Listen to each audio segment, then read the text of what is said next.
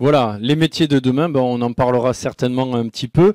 Alors, je vous présente donc nos intervenants. Maxime Blondeau, vous êtes enseignant, auteur et conférencier. Vous dirigez le programme Territoire, Énergie et Climat à l'École des Mines de Paris. Vous êtes co-initiateur du Printemps écologique. Vous faites plein de choses, vous avez toujours plein d'idées. Donc celle-là, on va en parler tout à l'heure parce elle inclut le dialogue social au sein de la transformation écologique et c'est assez intéressant. Vous êtes aussi le cofondateur de Sailcoop, qui est une société de transport maritime à voile, donc éco-responsable. Et vous êtes fondateur et dirigeant d'Alma Mater, qui est dans le conseil. Vous avez, cette année, vous prévoyez de faire plus de 40 conférences, dont celle-ci. En tout cas, on vous remercie d'être parmi nous aujourd'hui. Et on verra avec vous un petit peu la place du territoire, hein, parce que c'est un petit peu le centre de vos réflexions.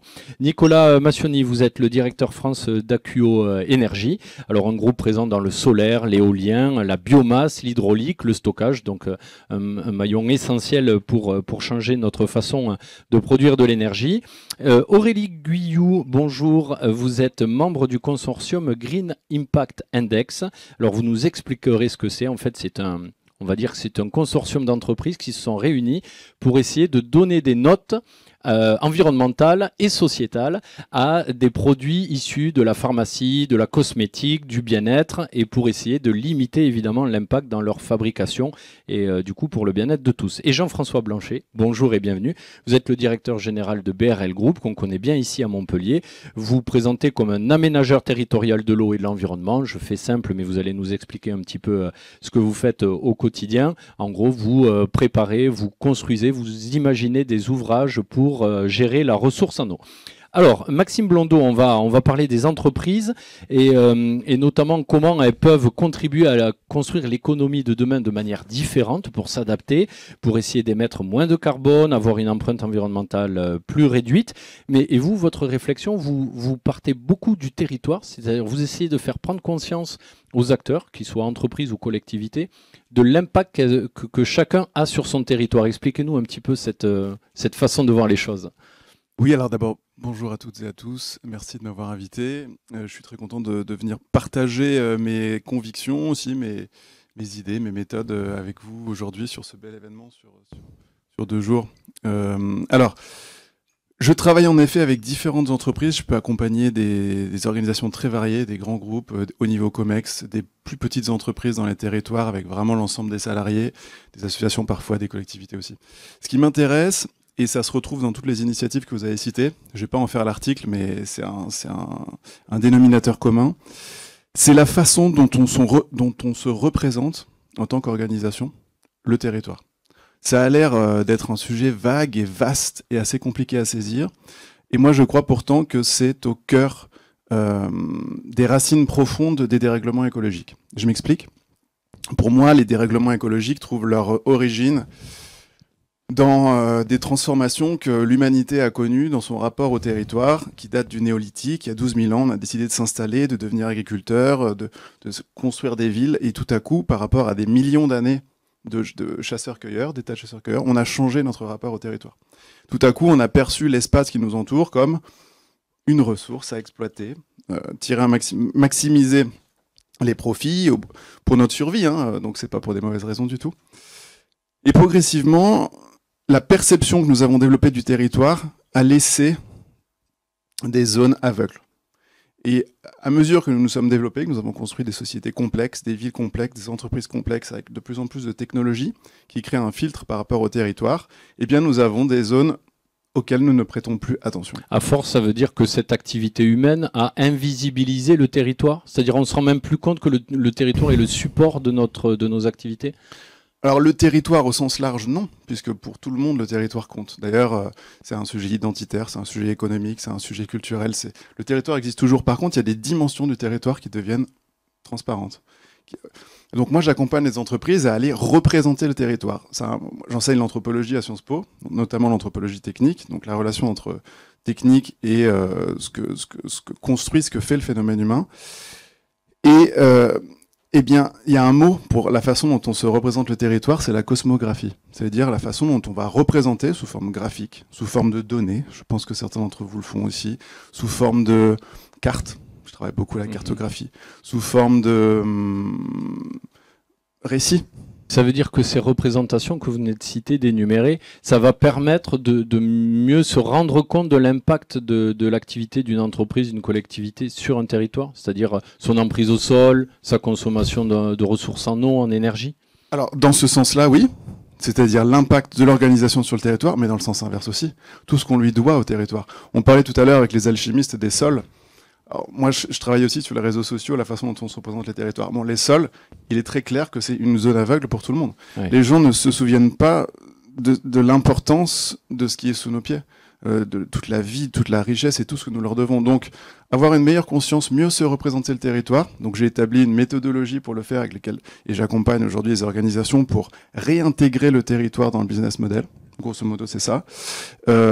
Ça passe par tout un tas d'aspects. Donc, l'aspect impact du territoire, mais aussi l'aspect tout ce que nous devons du territoire.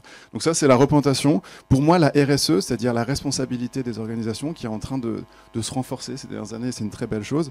Elle va progressivement, c'est ma conviction, converger vers le territoire qui est le lieu, le siège où se recoupent les questions environnementales, écologiques, les questions technologiques, les questions sociales. Et en gros, c'est pour ça que je parle souvent de responsabilité territoriale. Les entreprises, je pense, à l'avenir, vont progressivement intégrer leur responsabilité territoriale. Vous les sentez matures sur ces questions de visualiser déjà? Alors quand vous leur montrez une image satellite, par exemple, de leur, on va dire, de leur usine, de leur entreprise, on voit tout de suite l'emprise au sol, on voit peut-être l'artificialisation des sols. Est-ce que du coup c'est une prise de conscience qui est indispensable pour derrière déclencher un changement dans la conduite de l'entreprise? Oui, alors là vous parlez de la représentation visuelle, graphique, satellite. Ça peut être utile dans certains types de... Je travaille avec des aménageurs aussi, des constructeurs, des Vinci, des Bouygues, etc. Ils sont habitués déjà à travailler avec ce type de visuel. C'est pas vraiment très nouveau. Là où c'est beaucoup plus nouveau, et on est vraiment en avance de phase, c'est surtout ce qui va être représentation abstraite, numérique, intégrée au business, la comptabilité alternative, les comptabilités écologiques. En gros, tout ce qui va relever d'une façon de représenter le territoire et de l'intégrer dans le business model. Parce que d'une certaine manière, voir une photo, ça reste mettre à l'écart le territoire. Le vrai sujet, c'est comment est-ce qu'on intègre ça dans nos logiques pour que on assainisse notre relation avec les territoires. Et sont matures les entreprises justement pour faire passer ce cap de la prise de conscience à l'action, à l'intégration dans les business plans, où c'est encore la majorité qui réfléchit? Moi, j'ai tendance à penser qu'on est au milieu du gué, à l'échelle mondiale, à l'échelle humaine. Donc j'ai un travail, je fais des expositions dans les entreprises parfois, parce que j'essaye de travailler cette orientation avec plein de formats, sur la conscience géographique, l'évolution de la conscience géographique. À l'échelle de l'humanité, ça va très très vite. Mais en réalité, ça fait que depuis 1972, moi je place à 1972 vraiment la prise de conscience planétaire. C'est un moment où il y a eu plein de choses qui se sont passées en même temps. Le premier sommet de la Terre des Nations Unies, la première photographie de la Terre, de l'espace, et le Club de Rome, les limites de la planète, tout ça la même année 72. Donc pour moi, c'est un peu le démarrage de cette nouvelle phase. Là, ça fait 50 ans. On est au milieu du gué. Pour moi, il reste encore 50 ans. Bon. Et donc, pour essayer de faire connaître cette méthode à un plus grand nombre, vous utilisez beaucoup de supports, des films, des expositions, des conférences comme aujourd'hui. Vous organisez combien d'événements? Enfin, en tout cas, combien vous touchez de gens? Je sais que vous êtes très actif sur les réseaux sociaux et il faut s'adapter à la communication de nos jours. Comment votre message est démultiplié? En gros, je travaille sur 4 niveaux. Je vais aller très vite parce que je pourrais parler longtemps et je vais laisser la parole aux autres invités. Je travaille sur le niveau des choix techniques.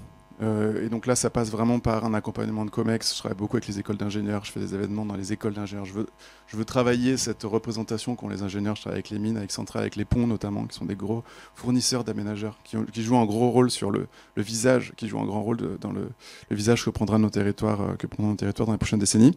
Je travaille aussi sur la dimension système d'information géographique, tout ce qui est donné, tout ce qui va relever en fait de la connaissance, de l'information, et qui va intégrer et je crois qu'on va en parler dans pas longtemps, qui va intégrer les modèles. Ensuite, je travaille sur une dimension qui est beaucoup moins intégrée au business, et qui pourtant me semble cruciale, c'est celle du récit, c'est celle de ce qu'on se raconte, qu'est-ce qu'on raconte sur le territoire. Et là, on commence à percuter des enjeux comme le culturel, l'identitaire, les notions de repli, d'ouverture, d'accueil de l'autre, parce que le territoire aussi, c'est ça, hein, c'est des frontières souvent. Et enfin, je travaille la sensorialité. Donc là, on parlait de Selcop tout à l'heure, le transport à la voile, pour les passagers, qu'est-ce que c'est? C'est un bain de lumière, d'eau, de vent. Et en fait, cette dimension sensorielle, elle est de plus en plus éloignée des réalités organisationnelles. C'est-à-dire qu'une entreprise, une collectivité, ou dans les grandes villes, moi j'ai vécu pendant 17 ans à Paris, là maintenant je vis en Bretagne, la différence, elle est sensorielle dans le rapport au territoire. Mmh. Et cette partie-là, pour moi, elle fait partie aussi de l'équation de la représentation du territoire.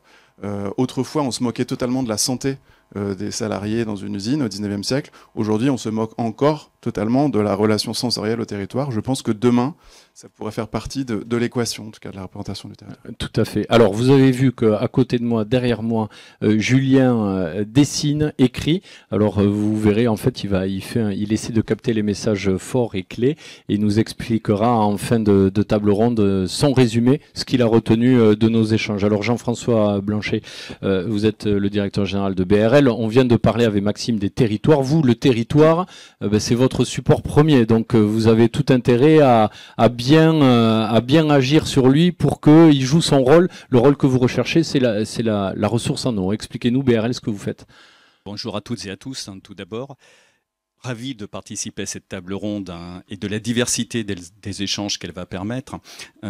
Nous, notre relation au territoire, elle est effectivement intime puisque nous mobilisons des ressources en eau et nous veillons à pouvoir à la fois satisfaire des usages qui peuvent être agricoles, d'activités touristiques, urbaines aussi pour satisfaire les besoins en eau des populations. Et en même temps, je dis bien en même temps, et c'est le plus important, préserver les milieux naturels, notamment les milieux aquatiques, parce qu'il n'y a pas d'usage durable s'il n'y a pas de milieu naturel capable de se ressourcer. Et c'est là où l'équation devient difficile, parce que quand on prend l'image du teaser de lancement, avec le pont du Gard, on se définit un petit peu comme les Romains modernes, en aménageant le territoire et en reliant des rives, là où il est nécessaire de mobiliser des ressources en eau pour satisfaire des développements d'activité, des développements de vie, tout simplement. Nous sommes aujourd'hui sous tension climatique avec des raréfactions de ressources en eau, des excès d'eau à certains moments et donc la difficulté d'avoir une notion d'équilibre pour pouvoir à la fois préserver les milieux et satisfaire les usages. Et c'est toute la dimension sur laquelle nous apportons une contribution auprès de donneurs d'ordre public, essentiellement.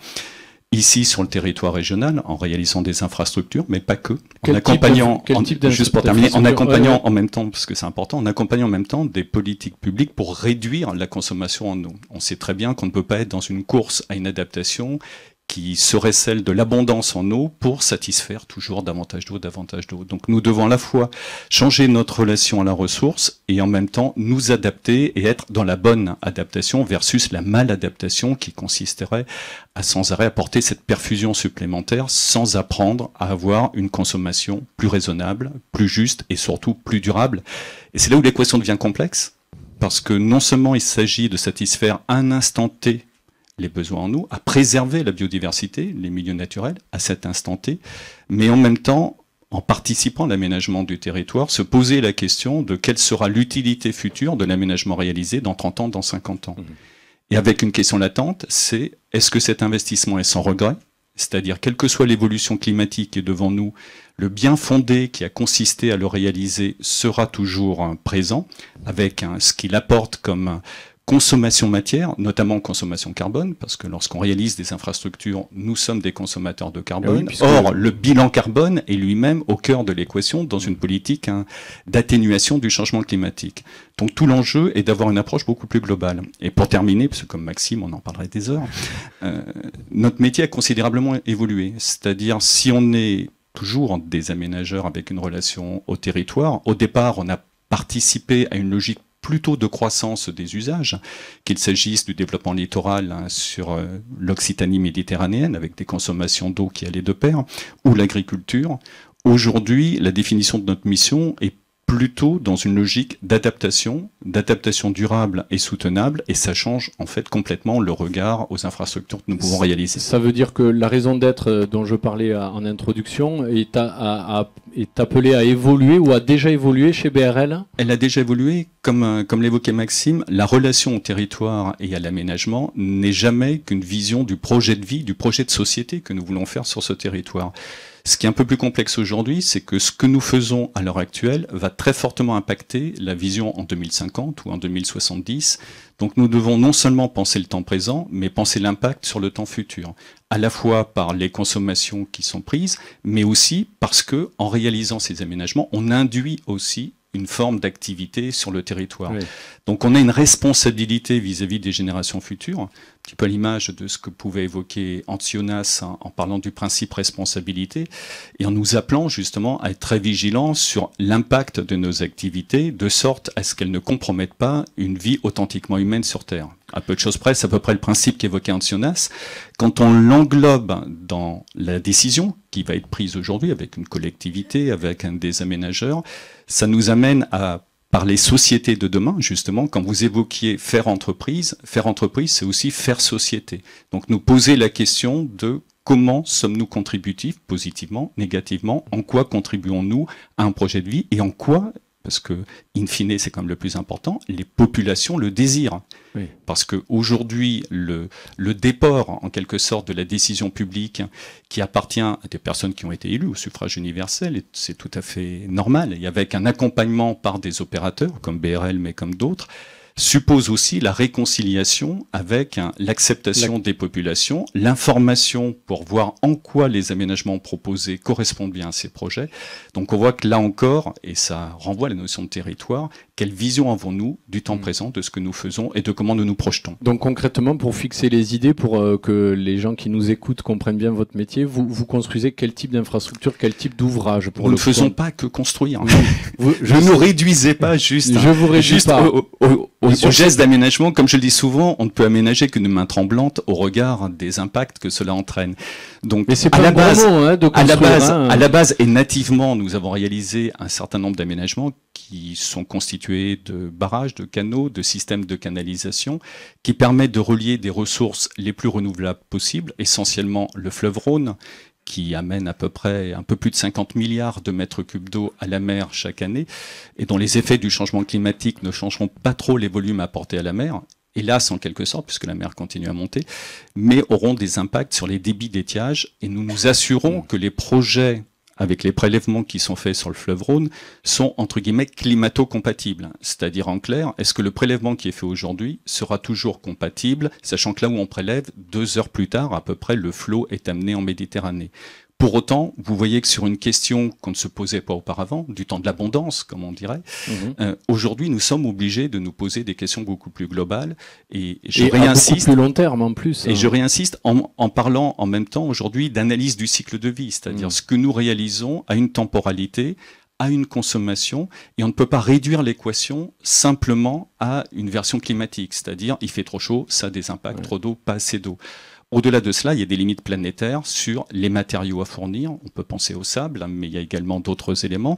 On pense également à la data, là, qui était évoquée. Mais la data, c'est aussi consommer des métaux rares. Les métaux rares, on peut se poser la question, où est-ce qu'ils seront le plus utiles? Est-ce que c'est pour une génération de gamers, ce qui est très bien, je ne conteste pas, mais est-ce que c'est là où ils seront plus utiles, sachant qu'ils sont rares, difficiles à exploiter et qu'ils seront pénuriques dans une échéance plus ou moins brève? Donc on reparle société et territoire. Très bien. Alors, vous parliez du cycle de vie complet. On va en parler avec vous, Aurélie Aiguillou. Vous êtes membre du consortium Green Impact Index. Alors, vous allez nous expliquer derrière cet anglicisme ce qui se cache.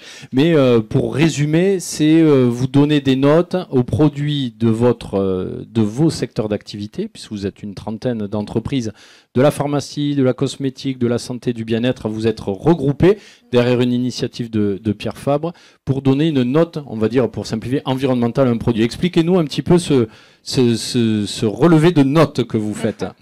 Bonjour à tous. Donc, je viens aujourd'hui en effet avec une double casquette. Donc, mon vrai métier, c'est que je suis responsable de la recherche et du développement du laboratoire Arcopharma. Je suis aussi membre de son comité exécutif, et en effet très important pour les stratégies globales RSE des entreprises. Donc ça, c'est mon rôle au quotidien. Et Arcopharma, avec d'autres entreprises, en effet, on s'est reliés dans un consortium. Donc un consortium, qu'est-ce que c'est? Là, nous, on est sous une association loi 1901.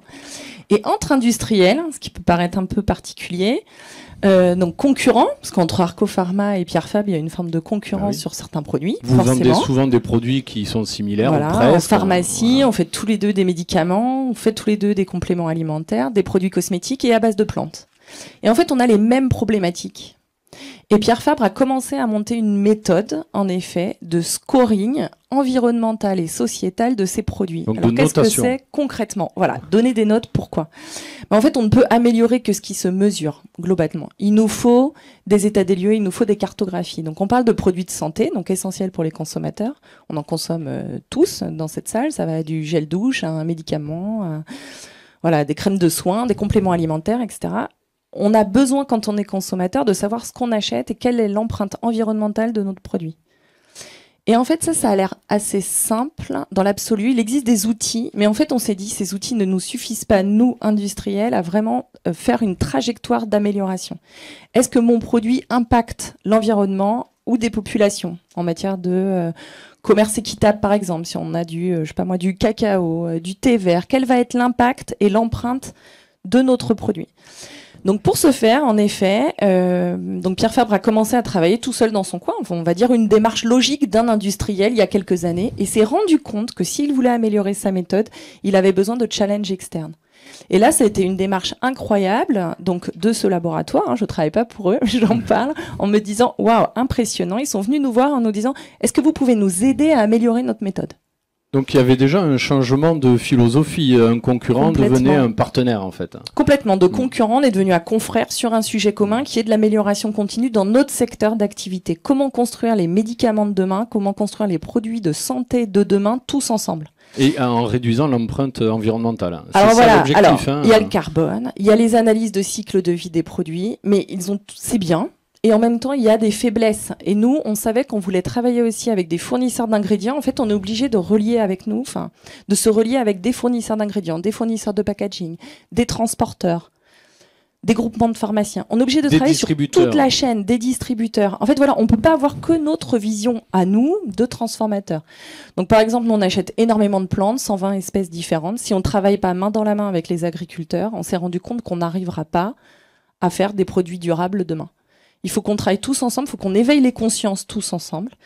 Et donc, c'est pour ça que c'est une méthodologie, oui, de scoring. On note, parce qu'en fait, ça nous permet de mesurer, d'avoir une méthode. Donc, chaque produit a une note plus ou moins bonne. Voilà, alors le produit, on le décompose, c'est assez complexe. Alors, les curieux peuvent aller voir le site de l'AFNOR, parce qu'on a publié du coup une AFNOR spec. Donc, alors, l'AFNOR, c'est vous avez voulu certifier la méthode, en fait. Certifier la méthode, être sûr que derrière, voilà, peut-être demain, on espère que ça pourra devenir aussi des normes. C'est-à-dire que maintenant, on veut travailler aussi avec les gouvernements pour aider toutes les entreprises, toutes les personnes qui le souhaitent, à pouvoir mieux évaluer l'impact de leurs produits. Donc un produit, qu'est-ce que c'est? On est obligé de le décomposer en fait. Le packaging, la formule, est-ce que mes ingrédients sont naturels ou pas? Et ça, c'est une vaste question. Oui. Comment définir la naturalité d'un ingrédient? Il n'y a pas de définition officielle. Et après, il y a beaucoup de différences de normes entre secteurs. C'est-à-dire la réglementation des produits cosmétiques est différente de celle des médicaments, qui est différente des dispositifs médicaux, qui est différente des compléments alimentaires. Or, on doit, nous, avoir une vision globale, essentielle, en gros, du champ, de la plante, jusqu'à la salle de bain ou l'assiette d'un consommateur. Et même jusqu'à sa fin de vie au recyclage derrière. Voilà, complètement. Et donc sur les critères de recyclage, là aussi, comment évaluer le pourcentage de recyclabilité d'un emballage? Il y a pareil, il n'y a pas de consensus mondial sur le sujet. Et même en France, il y a beaucoup de discussions, il y a différents outils qui existent. Et alors du coup, quand vous avez passé, alors vous êtes une trentaine d'entreprises maintenant, avoir rejoint cette initiative, et ça grossit, parce que vous avez des membres qui vous rejoignent. Oui. En gros, quand vos membres, les membres du consortium passent, je vais dire, le système de notation sur leur propre gamme, quel est le résultat? Est-ce qu'il y en a un tiers qui est bon, c'est un tiers de produit qui est bon environnementalement ou pas? C'est quoi les ratios? Alors, bonne question. Alors, déjà, pour la première partie, en effet, on est des industriels, mais pas que. Il y a aussi des syndicats, par exemple le syndicat des compléments alimentaires qui nous a rejoints, le syndicat des matières premières en cosmétique nous a rejoints aussi. On a des pôles de compétitivité comme le pôle Innovalliance. On a eu des universitaires aussi, voilà. Donc on travaille en fait avec un écosystème le plus large possible et voilà, qui souhaite nous rejoindre peut nous rejoindre. Donc il y a beaucoup de gratuité, hein. C'est une association bien sûr. Et alors après, bonne question. On est en train en fait de scorer. Déjà, il a fallu mettre en place la méthode. Alors pour vous donner une idée, on a démarré en septembre 2022 ce collectif. C'est assez récent. Hein. 30 d'entreprises, 120 experts du coup qu'on a divisé dans 10 groupes de travail pour travailler le transport avec des experts du transport, pour travailler le pack avec des experts du pack, la formule, etc. Donc 10 groupes de travail, dont un groupe sur la biodiversité qui s'est arraché les cheveux. Et là, on a essayé en fait de mettre en place cette méthode, donc qui est disponible, publiée par l'AFNOR en juin dernier. Donc c'est tout nouveau. On sait qu'on va devoir s'améliorer. C'est une génération. On va travailler collectivement à l'améliorer. On est dans un processus d'amélioration continue. Et donc cette méthode aboutit à un scoring, on va dire, dans un mauvais anglais, de A à B, un peu comme le Nutri-Score, avec des lettres de couleur. Le A est vert, le B aussi, puis on passe au orange et au rouge, donc de A à E. Nous, en fait, ça représente derrière une notation sur 100, qui est ultra détaillée dans la méthode. Et donc, nos produits, non, ils sont pas tous au vert. Et c'est le but de cette méthode. On a quel pourcentage au vert qui sont acceptables? Donc, je dirais entre A et B, pour l'instant, des produits qu'on a scorés, parce que c'est un énorme travail derrière. Des fois, on n'a pas les informations, en fait. Il faut aller les chercher. On est sur un bon tiers de produits avec un impact faible. Pourquoi? Parce que les plantes sont déjà issues du commerce équitable, les pratiques agricoles sont vertueuses, etc. Mais des fois, on a des mauvaises surprises. C'est-à-dire que cette méthode nous oblige à nous renseigner, d'aller plus loin dans nos filières. Et de vous rendre compte que ça peut être... Ça peut être améliorable, voilà. Et on parle d'ingrédients, je vais vous donner un exemple, la vitamine C qu'on trouve dans les produits, ultra banalisée. Il y a plusieurs origines possibles, il y a le végétal, l'acérola, et ça, selon les pays par exemple, on va avoir des scorings, des informations différentes. Et puis il y a aussi la synthèse chimique, il y a les biotech, il y a la pétrochimie. Et donc on est obligé vraiment nous de challenger nos fournisseurs. Donc il y a des fournisseurs qui font partie du consortium, des fabricants d'ingrédients et même des chimistes comme DSM et qui ont envie de transformer complètement leur trajectoire. Alors, on a voulu que vous interveniez à cette table ronde parce que l'idée c'est de faire l'économie différemment et là pour le coup c'est dans un secteur très concurrentiel quand même, la pharmacie, la santé, la beauté. Vous avez réussi à trouver un mode de fonctionnement pour le collectif et au final bon pour les territoires parce que vous allez peut-être plus cultiver des plantes ou en tout cas en sourcer de manière différente, vous allez peut-être mettre moins de plastique dans vos emballages et tout ça vous le partagez. Ça a été un peu une révolution. Est-ce qu'il y a d'autres industries qui se disent tiens ce que fait la pharma, la santé, ça pourrait nous intéresser je sais pas, pour les produits de grande consommation? Alors l'alimentaire a bougé un petit peu parce qu'il y a le Planet Score, c'est un peu la même idée, nous ça nous a beaucoup inspiré. Le textile est aussi en train de bouger et en fait on n'a pas le choix. C'est un peu ce que vous disiez, on n'a plus le choix. En fait on se rend compte que tout seul individuellement on n'y arrivera pas. C'est trop compliqué au niveau aussi des bases de données informatiques, de remonter les filières au niveau des ingrédients. Je vous dis on travaille avec des fournisseurs similaires. Si on veut vraiment changer la donne, on est obligé de travailler ensemble. Sur les emballages, je vous donne un exemple, ce qu'on appelle des blisters dans l'industrie pharmaceutique, c'est très utilisé. Donc vos comprimés ou les gélules sont dans des petits systèmes en PVC avec un revêtement en aluminium. Aujourd'hui, ce n'est pas recyclable. Pour bouger la donne, il faut travailler avec des entreprises qui sont très très importantes, qui fabriquent ces films pour modifier les matériaux. Du coup, après, on doit modifier les machines dans nos usines. Ça, tout seul, personne n'a les moyens de le faire. Mais là, comme vous êtes ensemble, vous pouvez dire aux fournisseurs, commencez à changer votre formule parce que nous, on commence à peser. Voilà. Du coup, nous, on score, on mesure, on s'aperçoit qu'il faut qu'on améliore. Et du coup, là, on met en place des actions de manière collective. C'est vraiment la force du collectif. Maxime, ce que dit Aurélie est intéressant parce qu'en fait, on revient encore au territoire. L'intérêt de ces industries pharmaceutiques et de santé qui utilisent beaucoup le territoire parce que c'est une source de plantes et les plantes rentrent dans les principes actifs. En fait, on voit un alignement des intérêts entre l'intérêt de l'entreprise qui a tout intérêt justement à voir ce que les plantes continuent à pousser pour pouvoir produire leurs médicaments et le territoire qui est du coup respecté parce qu'on va mieux le prendre en compte, moins l'appauvrir. Est-ce que c'est quand il y a un alignement de ces intérêts que l'effet, l'efficacité est démultipliée? Alors, si je suis complètement franc... Oui, on est là pour ça. Ouais, soyons francs. Je trouve que c'est très bien. C'est le mieux, qui d'ailleurs n'est pas l'ennemi du bien. Vous savez, il y a cette phrase que j'aime pas du tout. Donc c'est mieux, donc c'est déjà bien.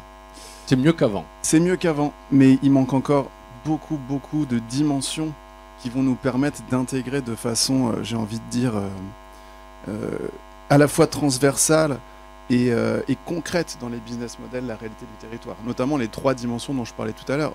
La dimension des filtres que produisent les systèmes techniques sur notre réalité perçue du territoire. Donc des sociétés comme sociétés pharmaceutiques utilisent des moyens techniques. Quels sont-ils et comment est-ce qu'ils agissent sur notre représentation à tous de l'espace et du temps? En fait, si on se met dans un système où on réfléchit à notre impact en le mesurant et en l'améliorant, mais qu'on reste en gros dans un système en boucle qui est totalement hors sol et qui est détaché du territoire, ça ne marchera pas en fait. Et c'est un des problèmes qui se passe depuis 15 ou 20 ans ou 30 ans, c'est qu'on fait des progrès sans pour autant intégrer la réalité du territoire dans le modèle. Les deux autres dimensions qui sont celui du récit, donc quel va être le récit du territoire que vont faire ces entreprises pharmaceutiques, du territoire dans lequel ils se trouvent, comment est-ce qu'ils le racontent, et comment est-ce qu'ils vont entraîner les humains qui habitent, qui vivent ces entreprises, à vivre le territoire d'une autre manière. Je crois que c'est tout ça ensemble qui peut vraiment enclencher une machine très forte, mais pour moi, sur un des 4 piliers que je travaille, je trouve que c'est vraiment super comme initiative. Bon, en tout cas, ça va dans le bon sens. On va en reparler tout à l'heure. Alors, Nicolas Massioni, vous êtes le directeur France d'Acuo Énergie. Le territoire, vous connaissez bien parce que vous êtes un producteur d'énergie plutôt renouvelable. Vous êtes exclusivement renouvelable. Vous êtes un pionnier de l'agrivoltaïsme. Alors, vous allez nous expliquer ce que c'est parce que peut-être que tout le monde ne connaît pas. Un mot sur Acuo pour gagner du temps. Vous êtes 500 salariés. Vous faites 252 millions d'euros de chiffre d'affaires. Alors, expliquez-nous quelle énergie vous produisez chez Acuo. Alors peut-être avant d'expliquer quelle énergie on fait chez Acuo, comment on l'a fait et puis finalement puisque c'est faire entreprise et comment nous en tant qu'acteurs privés au sein de notre entreprise on essaie d'impulser une manière différente de faire entreprise, de faire société et de participer à cette construction de cette France des territoires finalement dont Maxime aussi parlait tout à l'heure. Chez nous, on aime se définir comme des entrepreneurs par nature chez Acuo, ce qui derrière s'explique par le fait que nous sommes des collaborateurs qui sommes engagés, militants pour la plupart. Et je le dis parce que c'est pas anodin vu l'auditoire qu'on a ce matin, c'est la capacité que l'on a su déployer ces 20 dernières années au profit de nos collaborateurs, la possibilité de être en adéquation avec ses propres convictions, et notamment celles que nous partageons tous aujourd'hui, la lutte indispensable contre ce réchauffement climatique. Et donc pour ce faire, on s'est engagé dans 2 transitions, la transition énergétique et la transition agricole. Je reviendrai sur la transition agricole, mais sur la transition énergétique, elle nous paraît pour nous indispensable, vitale, pour lutter contre ce réchauffement climatique. Parce que je sais que des scientifiques nous écoutent dans cette salle et à travers les réseaux, mais je tiens à le rappeler, en fait, ce qu'il faut avoir conscience quand même, c'est que nos énergies fossiles, les énergies fossiles, sont responsables quand même de plus de 50% depuis ces 50 dernières années, enfin, sont responsables, à plus de 3/4 depuis ces 50 dernières années, de l'augmentation des gaz à effet de serre. Donc ça veut dire si on arrive à les substituer par des ENR... Et donc, voilà, et donc la nécessité absolue que l'on doit tous partager, c'est ce déploiement des énergies renouvelables. Mais pour ce faire, il y a un préalable qu'on oublie parfois, et on en a parlé récemment, mais c'est la sobriété. C'est-à-dire qu'il faut limiter impérativement notre consommation de l'ordre de 50% à horizon 2050 de nos énergies, et déployer massivement les énergies renouvelables.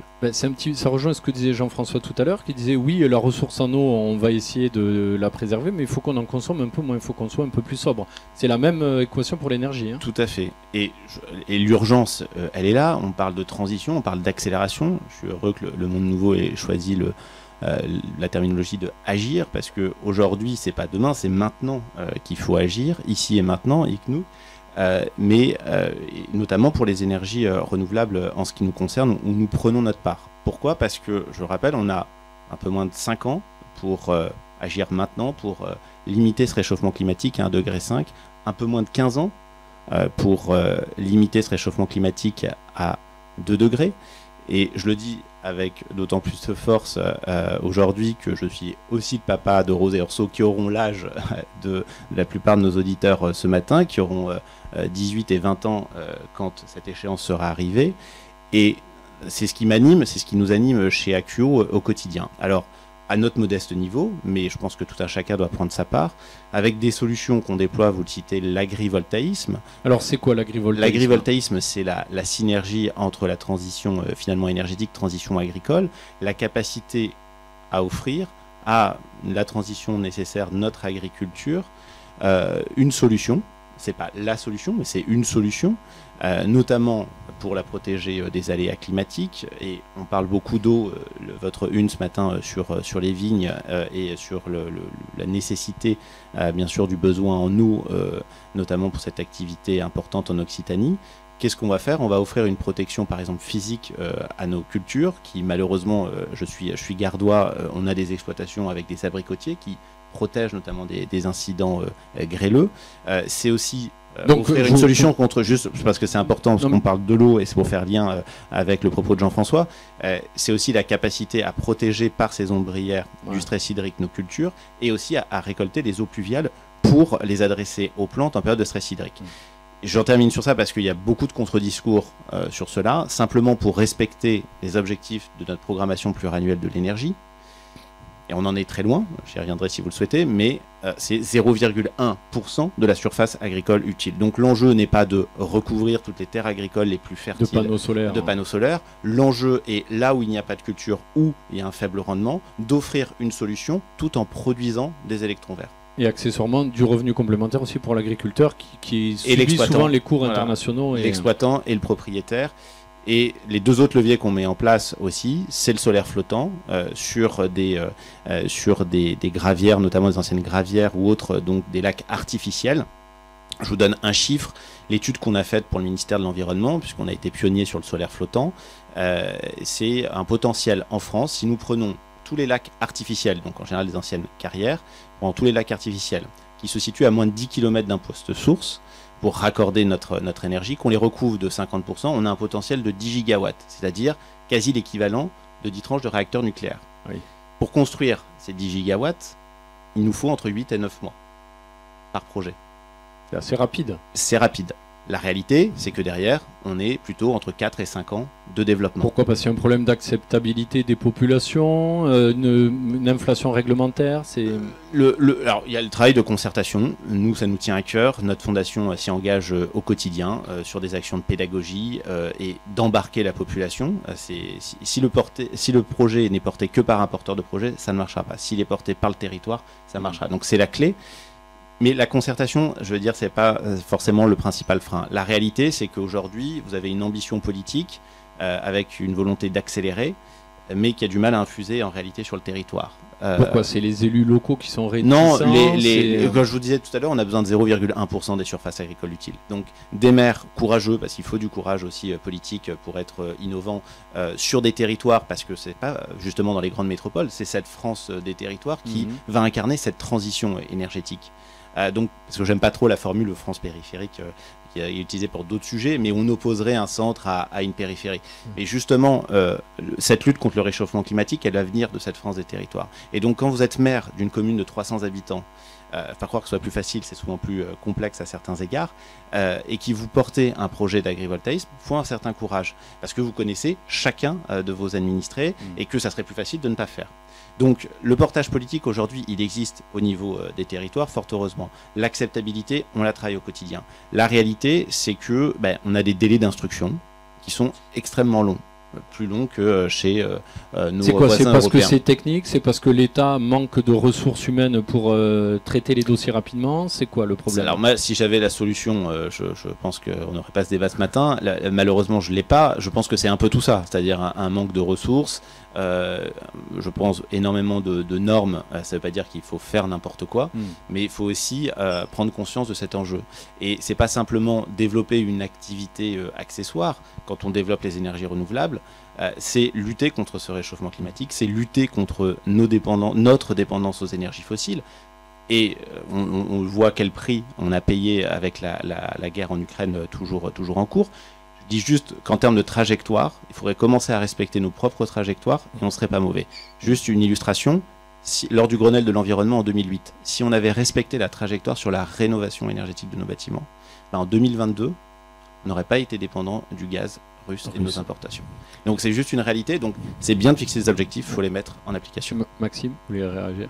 Oui, je voulais réagir parce que la question de l'acceptabilité ou tout simplement du déploiement compte tenu des contraintes réglementaires qui sont aussi, disons-le clairement, une manière de faire de la politique, de mettre des normes réglementaires et de freiner l'installation d'éoliennes sur tout un tas de terrains ou de panneaux. Enfin, je veux dire, c'est pas neutre, c'est pas une réalité qui est neutre politiquement. Ce que je voulais dire, c'est qu'il y a un lien très fort entre le travail qui est fait sur les dispositifs d'énergie renouvelable, notamment l'éolien terrestre, l'éolien. Je crois qu'il y a pas mal de projets d'éoliennes sur le littoral là. Oui, au large de Port-la-Nouvelle. C'est la question que je travaille, qui est celle de la représentation du territoire. Parce que c'est un sujet cosmographique. C'est-à-dire que c'est un sujet de comment est-ce qu'on perçoit le territoire. Aujourd'hui, les gens ils sont un petit peu gênés par les éoliennes, maritimes ou terrestres. Et derrière, il y a un travail à faire qui est très profond sur la représentation du territoire. Et ce que je veux dire par là, c'est que la cosmographie, qui est mon sujet, qui paraît être un mot érudit, c'est très très concret, et ça se recoupe avec le fait aujourd'hui, et il ne faut pas le nier, et moi je veux le répéter partout, qu'il y a entre 9 et 10% de la population française qui est platiste. C'est-à-dire qui représente le monde totalement en dehors des réalités scientifiques, de la représentation géographique, et qui vont créer... Et c'est pire aux États-Unis, la proportion. Aux États-Unis, ils sont 15 millions, au moins 15 millions, on ne sait pas vraiment plus, mais au Canada beaucoup aussi, et en Russie, qui est le pays le plus climato-sceptique du monde, avec pratiquement 75% de la population. Ce que je veux dire, c'est qu'il y a des ponts entre la représentation du monde, platisme, réalité géographique, le climato-scepticisme, la façon dont on comprend ces enjeux, dont on accepte le discours de la science, qu'on mesure la priorité, par exemple, sur les fournisseurs d'énergie. Est-ce que, comment on se représente les réalités du climat entre hydrocarbures, éoliens, énergie renouvelable, etc. Donc tout ça participe d'un travail de fond que moi j'entends mener, et je sais que les fournisseurs d'énergie alternative et tout un tas d'autres organisations y travaillent. Mais je voulais juste préciser que voilà, vous voyez, la cosmographie, là, paf, c'est en plein dans le sujet, et c'est une base. Avant de vous repasser la parole, Nicolas, Jean-François, ce problème d'acceptabilité, vous le rencontrez vous aussi dans les projets que vous pouvez mener en tant qu'aménageur ? Par nature, dès lors qu'on a un impact sur le territoire, se pose la question de l'acceptation des aménagements et de la juste proportion entre les contraintes qu'amène par nature un aménagement et les services qu'il peut générer. Donc cette balance entre contraintes et avantages mérite d'être approchée. Alors, elle est approchée de manière caractérisée sur des bases scientifiques, avec des approches d'études d'impact, de valorisation, de modélisation en quelque sorte, qui puissent être opposables et qui puissent permettre d'objectiver le débat. Mais là, on est dans une approche un petit peu technocratique. Il reste ensuite, pour reprendre des termes déjà employés, l'approche tout simplement humaine, sensorielle. Est-ce qu'on a envie d'avoir tel ou tel aménagement à côté de chez soi? Est-ce que le projet, est-ce que l'idée même que sous-tend l'aménagement apparaît supportable? Par exemple, lorsqu'on développe des aménagements hydrauliques, se pose la question d'accompagner par là même des développements agricoles ou des développements touristiques, et se pose la question de la société de demain. Souhaitons-nous que notre territoire accueille massivement ou pas du tourisme, même s'il a des effets économiques tout à fait salutaires, il crée de l'emploi, des chaînes de valeur, etc.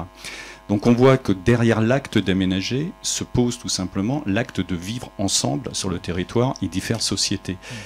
Et là où c'est compliqué, c'est que ce débat-là, dans les 50 et a fortiori auparavant, a été relativement confisqué.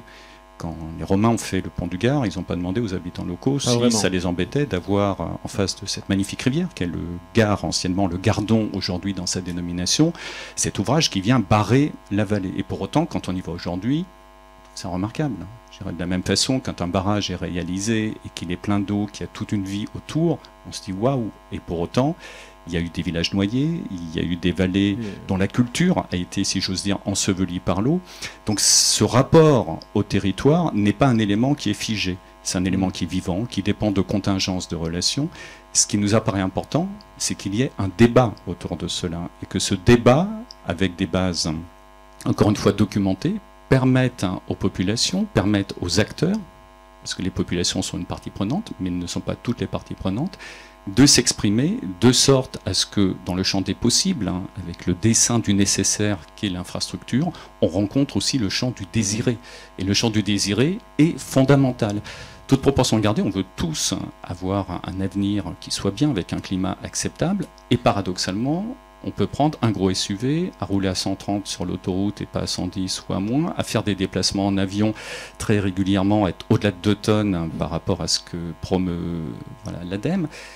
Donc on est un peu paradoxaux. Et avoir par exemple des modes où chaque mois, dans des magasins que je ne citerai pas, la mode change. Et pour autant, avoir une éco-conscience à côté. Donc là, on voit que tous ces sujets-là méritent de réfléchir collectivement, et méritent de la congruence, et en même temps faire un peu un pas de côté et une mise à distance. Par exemple, quand on réalise des aménagements, on se pose la question, là où on va déposer une canalisation, elle va être enterrée, cette canalisation, on ne la voit plus après, de voir ce qui nous a précédé, qui a posé ses pas avant qu'on ne mette cet aménagement, ça s'appelle l'archéologie. Et c'est important parce que c'est des témoignages aussi de relations au territoire. On embarque une dimension culturelle qui doit être intégrée de fait. De la même façon, lorsqu'on rencontre le patrimoine vernaculaire, donc au travers des aménagements, par exemple, de pierres qui ont été faites dans notre région, se pose la question de comment l'ouvrage peut éviter de détruire cela. Il y a une vingtaine d'années, on ne serait pas posé la question. On aurait regardé à tailler tout droit et à ce que ça coûte le moins cher possible. Donc on voit que l'acte d'aménager, il est aussi contemporain d'une vision que l'on a de la société et de son futur. C'est ça qui la rend complexe et puis en même temps admirable. Alors Maxime, on parlait justement de l'acceptabilité, de réfléchir, de décider ensemble, collectivement. Vous êtes à l'initiative de la création du Printemps écologique. C'est un éco-syndicat, c'est le premier du genre. Et votre idée, c'est justement faire rentrer le champ, on va dire, de l'environnement, du développement durable dans la négociation sociale au sein des entreprises pour faire différemment. Oui, alors je précise que je suis à l'origine du Printemps écologique qui s'est créé en 2019, qui est officiellement au 1er mai 2020, mais qu'aujourd'hui, je ne vais pas parler au nom du Printemps écologique. Il y a une équipe dirigeante, il y a toute une équipe de salariés, donc je veux juste préciser. Vous allez nous expliquer la genèse. Voilà. Donc l'idée, donc premier éco-syndicat, en effet, c'est une initiative première au monde, hein, mais bon, en fait, il n'y a qu'en France que ça peut exister, parce qu'on a un dispositif lié au Code du travail et au dialogue social qui le permet, ce qui n'est pas forcément le cas dans d'autres pays ou dans d'autres organisations. Toujours est-il qu'on s'est dit, les entreprises, comme vous l'avez dit en introduction, sont une partie importante du problème de des dérèglements écologiques, mais ils font partie de la solution nécessairement. Donc du coup, on s'est dit comment est-ce qu'on va transformer ces organisations, pourquoi pas de l'intérieur. On a lancé une pétition, on a eu 600 réponses très vite à Paris, 2018. Comment est-ce que nous, salariés, plutôt, on va dire entre 25 et 45 ans, comment est-ce qu'on peut changer les entreprises? Il y a eu une grosse discussion et tout à coup on a découvert, enfin moi j'ai eu un petit passage, j'ai eu des fonctions RH dans une organisation il y a 10 ans et du coup j'avais dû organiser des élections professionnelles et je me suis dit mais en fait il y a tout un tas de leviers de dialogue social, de négociation collective qui sont possibles sur ces sujets-là et on pensait notamment à l'écologique, donc l'impact écologique de l'entreprise, mais aussi la gouvernance technique, donc les choix technologiques.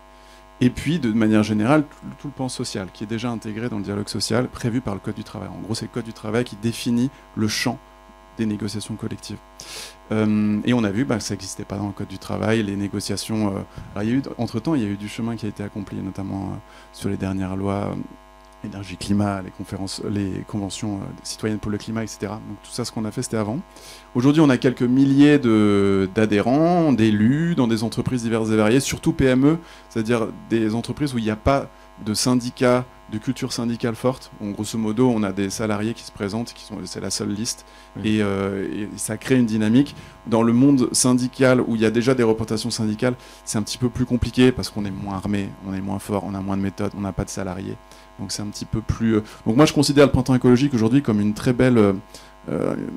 un laboratoire de R&D juridique un petit peu, où on vient tester la façon dont les négociations collectives, la gouvernance technique et l'impact écologique des organisations... On commence à voir des résultats, parce qu'en gros, vos élus, enfin les élus du Printemps écologique vont aller titiller les directions d'entreprise en disant, bon, vous nous présentez la stratégie à 2, 3 ans, 5 ans, mais attention, on trouve que vous ne prenez pas assez en compte l'environnement, les émissions de carbone, etc. C'est ça l'objectif, et est-ce que ça commence à porter des fruits? Alors, c'est un niveau d'action, le syndicalisme, le dialogue social, qui est vraiment très très terrain, quoi. Ça fonctionne par établissement. Donc en réalité, les sujets sont très variés et dépendent des réalités de chaque établissement. Donc vraiment une petite partie même d'une entreprise. On a plein de sujets passionnants. Il y a des salariés qui vont détecter à l'intérieur de leur organisation des choses, je ne vais pas les citer parce qu'à chaque fois c'est toujours un peu tendu, mais sachant que la plupart du temps les dirigeants sont très contents qu'il y ait un interlocuteur. Parce qu'ils n'avaient pas forcément vu ça. Ah oui, c'était je veux dire, c'est pas la guerre, la guerre qu'on est en train de mener. On est beaucoup plus en train d'essayer de créer et d'inventer des manières de générer des espaces de négociation collective et de dialogue social. Par exemple, une entreprise dans le centre de la France, sur les bords de la Loire, décide d'utiliser plus de biomasse pour des questions de gestion énergétique, donc plus de bois, dans une usine qui va produire dépenser beaucoup d'énergie. Bon, quelques salariés nous ont dit, nous on aimerait bien savoir d'où il vient ce bois, quoi. On ne sait pas comment faire parce qu'on voudrait savoir d'où il vient. Donc du coup, ils nous ont contactés, ils nous ont dit, nous on aimerait aller voir les patrons pour savoir d'où vient ce bois. Et en fait, ils ont réalisé que le bois, il venait de la forêt à côté. Et du coup, ils ont envie de dire, bah non, nous on vit ici, c'est notre territoire, on sait très bien que l'usine est tellement puissante qu'en fait, elle va avoir un impact significatif sur notre territoire, la forêt qui est juste autour. Donc on veut discuter de ça. On veut que ce soit transparent et on veut aménager un espace de négociation collective. Donc là, vous voyez, on est sur des acteurs privés qui viennent avoir un impact sociétal sur le territoire, et c'est un espace de négociation qui est passionnant, il y a plein de choses à faire. Aurélie, on voit que les salariés s'emparent du sujet écologique en rejoignant le printemps écologique. Est-ce que vous, industrie pharma, santé, bien-être, il y a le consommateur qui est un peu aussi un aiguillon? C'est-à-dire, est-ce que lui, il préfère acheter, si demain, je ne sais pas, d'ailleurs vous allez nous dire si les notes du fameux Green Impact Index seront affichées sur le packaging, est-ce qu'il préférera acheter un produit A peut-être qu'un produit E, quitte à payer peut-être un peu plus pour le A? Est-ce que le consommateur drive aussi votre façon de se transformer?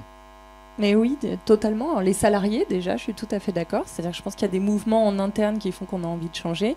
Et oui, le consommateur, mais après, c'est le consommateur averti. C'est le consommateur qui est prêt à revoir ses habitudes d'achat, d'avoir un packaging qui est un petit peu différent, moins joli que celui qu'il avait habituellement, un peu moins lourd, recyclable, parfois marron plutôt que d'être blanc. Donc oui, par contre, il y a un énorme travail d'éducation à faire, y compris sur le recyclage, la fin de vie des produits, d'accepter d'acheter des pots qui sont un petit peu moins beaux.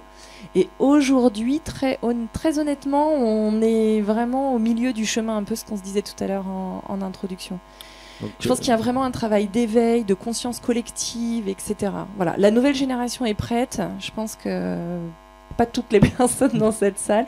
Et en fait, c'est assez générationnel, je pense. Peut-être les nouvelles générations font plus... se posent les questions, tout simplement. D'où ça vient, mon emballage, il est peut-être un petit peu moins joli, mais et consommer moins aussi, consommer de manière beaucoup plus raisonnable. Ok. Nicolas, tout à l'heure on a parlé de l'éolien avec un problème d'acceptabilité. Donc une des réponses pour que ce soit plus acceptable, c'est l'idée de mettre les éoliennes plutôt en mer, plutôt au large. Je crois qu'AQO vous répondez, enfin en tout cas vous êtes candidat à un appel d'offres. C'est celui de Port-la-Nouvelle ou il est où Oui, c'est celui de Port-la-Nouvelle. Juste avant, sur l'éolien terrestre, on parlait de l'éolien en mer. L'éolien terrestre reste un formidable levier d'accélération sur notre transition énergétique. Le problème, c'est que vous le savez en tant que journaliste et je pense en tant que citoyen, c'est qu'il a été détourné de son objet par des partis aussi populistes sur notre scène politique, qu'il y a un coup de frein qui a été porté aussi par l'État sur l'éolien à un moment donné des années récentes. Il faut continuer à faire de l'éolien terrestre. C'est un levier formidable d'accélération de cette transition énergétique et de réduction de la dépendance que j'indiquais tout à l'heure aux énergies fossiles. Sur l'éolien en mer, c'est clairement, donc vous avez deux technologies, un dit posé et dit flottant. Flottant permettant d'être plus au large de nos côtes. Celui que vous indiquez, en fait, c'est l'appel d'offres numéro 6 qui a été initié par l'État en 2021 maintenant et 2022, et qui a deux zones qui ont été arrêtées, une au large de Fos, côté PACA, et côté Occitanie, une en face de Port-la-Nouvelle. Et sur ce projet, qu'est-ce qu'il représente en réalité? Ces deux projets vont permettre quand même d'alimenter l'équivalent de 500 000 habitants en énergie. Les deux projets réunis? Les deux projets réunis. Donc ça n'est pas neutre sur la stratégie de souveraineté énergétique que l'on doit tous partager. Et par ailleurs, la question se pose, nous en tant que candidats, comme tous les porteurs de projets, bien sûr sur l'acceptabilité. Alors, c'est plus facile à 20 km du littoral. Beaucoup se tournent vers le littoral, mais ces électrons, ils ont une finalité. C'est notre territoire, alimenter nos usines, alimenter notre habitat, alimenter notre mobilité, nos smartphones, etc. Et donc, c'est comment on partage la valeur de ces électrons, non seulement en créant de l'énergie, mais au-delà, comment on partage la valeur économique. Ce que je veux dire, c'est qu'on peut faire du business et prendre le parti de dire, nous, on va bien sûr rogner notre marge. Et au-delà des obligations légales qui sont nécessaires en termes de mesures de compensation et autres, on va aller au-delà et proposer de faire du financement de projets locaux qui, selon nous, participent à cette transition énergétique et à cette transition agricole. Et à l'acceptabilité, du coup. Et à l'acceptabilité, puisque ce qu'on souhaite, le préfet de région l'a rappelé hier, la Commission nationale du débat public va lancer les premiers débats tout à fait réglementaires d'ici la fin de l'année. Nous, on va aller au-delà. On a annoncé la création la semaine dernière d'un forum citoyen non seulement pendant la période de concertation si nous sommes lauréats, mais pendant toute la durée de vie du projet. Et de cette émanation de ce forum citoyen devra découler des collèges pour déterminer aussi des appels à projets et choisir avec nous les projets du territoire qui bénéficieront de ces fameux électrons et de la valeur qu'ils créeront. Très bien. Alors avant de regarder ce que Julien a retenu de nos échanges, Maxime, je voulais qu'on dise un mot sur Cellcoop, puisqu'on parle de changer la façon dont les entreprises voient leur activité. Donc vous avez créé une compagnie de navigation à voile. Donc c'est encore innovant. Oui, c'est une coopérative d'intérêt collectif. C'est-à-dire que c'est pas vraiment une société c'est une société de droit privé, mais coopérative. L'idée de départ était d'intégrer différents acteurs du territoire, acteurs publics, acteurs privés, citoyens, les différentes parties prenantes, pour aller créer des lignes de transport à la voile pour les passagers, hein, c'est du voyage. C'est pas de marchandises. Voilà, pas de marchandises. Comme alternative au transport carboné, donc essentiellement l'avion, le ferry. La première ligne qu'on a ouverte il y a 2 ans, c'est entre la France et la Corse, donc Toulon-Calvi, qui a très bien fonctionné sur un premier bateau. C'est des bateaux de combien de passagers à peu près ? C'est prévu pour 10, mais en fait on en met en moyenne 6 ou 7. D'accord. Ce qui est mieux, ça fait un peu plus de place. Donc c'est France-Corse par exemple, on part à 18h et on arrive au petit matin, quoi. Ah oui, sympa. Et ça fait une expérience de vie, ça fait une nuit évidemment, on loge, enfin c'est nourri, etc. Et puis on rencontre les animaux, on découvre la mer. C'est une expérience sensorielle, cosmologique, au sens où on découvre un univers qui n'a rien à voir avec on prend un avion à Orly et on arrive à Figari en moins d'1 heure. On retrouve toujours votre préoccupation du territoire, hein, d'être en fait, le sensoriel dont on parlait. Exactement. Jean-François disait aussi. Mon travail part de la gouvernance technique, donc quel choix on fait en matière de système technique. Le transport, c'est évident que ça change notre perception du territoire, mais c'est aussi le cas pour le numérique, hein, on en parlait. J'ai tout un travail sur comment le numérique aujourd'hui change notre perception du territoire. Ça va du smartphone qu'on utilise jusqu'au métavers et les manières de représenter le monde. Ce qui est en train de se passer, tout ça, c'est cohérent. Il y a une transformation qui est en train d'avoir lieu. Il y a des menaces très fortes sur notre capacité à aller pas reconquérir, justement, plutôt soigner notre relation au territoire, mais il y a aussi tout un tas d'opportunités, parce que ce qui est en train de se transformer, là, c'est très profond, et c'est passionnant, et je pense qu'il y a des moyens d'aller résoudre tout un tas d'équations. Donc Cellcoop, c'est ça. Une ligne vers la Corse, il y a d'autres projets. Corse, on a fait une transatlantique aussi. Transatlantique, d'accord. Toujours avec une dizaine de passagers. Ouais. Ouais. Là, on a fait lever de façon citoyenne un peu plus d'1 million d'euros pour acheter d'autres bateaux, faire une petite flotte. Il va y avoir des navettes aussi sur les îles côtières, probablement atlantiques et méditerranéennes. Bon voilà, ça grandit, mais pour moi, donc c'est pareil, il y a une équipe de salariés, il y a des dirigeants. Hein, moi, j'ai juste lancé pendant 1 an et demi la structure. Et l'idée... pour moi, c'est aussi une démonstration de ce que je raconte. C'est-à-dire que vous voyez, un système technique, ça a aussi un impact sur la façon dont on se raconte, dont on vit, dont on accumule de la connaissance, des informations, et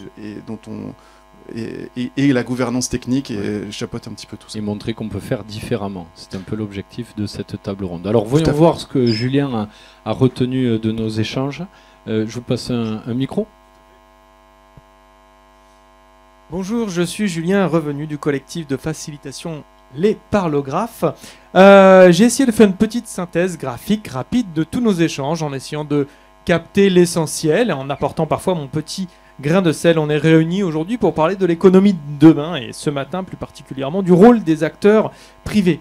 J'ai bien aimé cette petite citation de Maxime Blondeau. Il faut arrêter de penser comme il y a 12 000 ans. Peut-on continuer de percevoir le territoire comme juste une source de ressources inépuisables? Peut-être pas. C'est vrai que le territoire est devenu invisible quand on vit dans les grandes villes. On a tendance à ne plus le percevoir. C'est un décor d'arrière-plan quand on part marcher dans les Cévennes, mais pas beaucoup plus. Donc je l'ai représenté comme ce fameux personnage de série des années 70. Il y a cette chose qui revient souvent quand on parle d'écologie et que j'ai plaisir à entendre répéter, c'est ce besoin de travailler sur des nouveaux récits qui intègrent la sensorialité, qui vont pouvoir être désirables. C'est-à-dire que, on en parlera plus tard, la sobriété, elle est inévitable, elle va arriver, mais si elle est choisie, si on la rend chouette, si on la rend désirable, eh ben, du coup elle n'est pas douloureuse. Monsieur Blanchet nous a parlé un petit peu de cette nécessité de répondre aux besoins présents, mais en arrêtant de faire, peut-être pas comme il y a 12 000 ans, mais comme il y a 50 ans, on répond aux besoins présents et on n'anticipe pas les besoins de l'avenir. Donc il y a cette idée de faire dévier notre raison d'être ou la raison d'être des grands groupes. Et je vous parle à vous parce que vous travaillez dans l'eau, donc dévier le cours d'eau, vous savez ce que c'est. Dévier la raison d'être d'un groupe parce que malheureusement le temps de l'abondance est terminé. Ce n'est pas une corne de gazelle, c'est une tentative de corne d'abondance. Mais je n'avais pas d'image de référence. J'ai fait avec les souvenirs des bouquins de mon fils. Peu importe, tout ça nous amène donc à cette idée de créer des récits qui soient désirables. Monsieur Maccioni nous a parlé du fait qu'on avait seulement 5 ans pour agir pour le futur de nos enfants. Hein, ça marche toujours un petit peu bien quand même, ça réveille quelque chose chez nous. On a parlé de ces projets et oui, évidemment, on peut utiliser parfois un territoire pour 2 emplois. Si on fait une belle ombrière pour nos tomates, bah, peut-être qu'elles arrêteront de crever de sécheresse en plein milieu du mois de juillet. Si on a des gravières qui sont remplies d'eau, on peut peut-être poser quelques petits panneaux solaires dessus. Ça peut même être bien pour la biodiversité des petits poissons qui sont en dessous. Malheureusement, là, on commence à arriver dans des conflits et des contradictions. C'est-à-dire que pour Madame Guillou qui veut développer ce Nutri-Score pour les produits cosmétiques, il y a bien sûr l'intention louable d'informer le consommateur et de devenir derrière une norme. Et je pense que malheureusement, c'est peut-être lié à la taille de notre société, mais beaucoup de normes, c'est parfois un frein. On voit que ça peut être un frein administratif pour des ombrières qui sont acceptées par les gens, qui sont acceptées par les territoires, qui sont acceptées par les élus. Mais malheureusement, avec notre grosse machine administrative, on a du mal. La résistance au changement, c'est la société, mais c'est aussi le millefeuille administratif. Donc du coup, ces freins, c'est la normification de la société. Et puis peut-être le frein idéologique, c'est à mon sens le techno-solutionnisme, cette idée qu'on va s'en sortir par la technique. Non, parce qu'on l'a dit, malheureusement, les ressources vont diminuer. Et si on choisit de le faire ensemble, ça peut être intéressant, parce que la transition, elle passera par la sobriété. Maintenant, aménager la société, transformer la société, comme vous l'avez dit, c'est faire société, c'est avoir un débat ensemble, parce qu'on n'est pas à l'époque des Romains. Je ne pense pas que Jules César il faisait des consultations publiques avec des dossiers en préfecture, on pouvait donner son avis en envoyant des tweets, hein. Il faisait juste son truc, il faisait son tracé. Aujourd'hui, j'ai envie de dire, c'est une chance, on ne fait plus comme ça, on peut se concerter, et c'est une malchance parce que le temps de la démocratie, c'est un temps qui est long. Alors malheureusement, avec cette urgence à 5 ans, il va falloir peut-être trouver des nouvelles façons d'être plus efficaces, tout en étant efficaces ensemble. Mais encore une fois, et ce sera la conclusion, si on arrive à créer des récits désirables de réfléchis à si tu as la 5G sur ton téléphone depuis 1 an, est-ce que tu es vraiment plus heureux ou pas ? Eh bien peut-être qu'en consommant moins de choses, on peut tout à fait être plus heureux, passer plus de temps avec nos enfants, avec nos amis, travailler dans des choses qui soient plus concrètes et peut-être passer moins de temps derrière un ordinateur à réfléchir, à faire des tableurs Excel. Et donc ce récit par la sobriété pour nous amener à une société plus désirable, moi j'y crois beaucoup et j'étais heureux d'entendre tout ça. Merci beaucoup.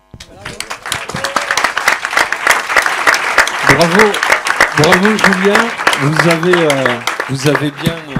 vous avez bien résumé et de manière assez brillante tout ce que vous avez pu dire les uns et les autres. Merci beaucoup d'avoir participé, assisté, écouté, parce que l'idée c'est aussi du monde nouveau, c'est faire infuser les idées depuis déjà plusieurs années et on apporte notre pierre à l'édifice. Merci beaucoup à tous et puis je vous donne rendez-vous dans 5-10 minutes maxi pour la prochaine table ronde. Merci.